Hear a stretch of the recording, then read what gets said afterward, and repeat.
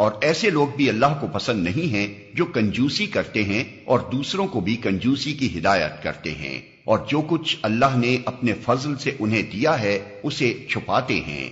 ایسے کافر نعمت لوگوں کے لیے ہم نے رسوا کن عذاب مہیا کر رکھا ہے۔ اور وہ لوگ بھی اللہ کو ناپسند ہیں جو اپنے مال محض لوگوں کو دکھانے کے لیے خرچ کرتے ہیں اور در حقیقت نہ اللہ پر ایمان رکھتے ہیں نہ روز آخر پر۔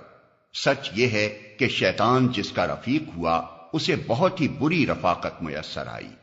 آخر ان لوگوں پر کیا آفت آ جاتی اگر یہ اللہ اور روز آخر پر ایمان رکھتے اور جو کچھ اللہ نے دیا ہے اس میں سے خرچ کرتے۔ اگر یہ ایسا کرتے تو اللہ سے ان کی نیکی کا حال چھپا نہ رہ جاتا۔ اللہ کسی پر ذرہ برابر بھی ظلم نہیں کرتا۔ اگر کوئی ایک نیکی کرے تو اللہ اسے دو چند کرتا ہے اور پھر اپنی طرف سے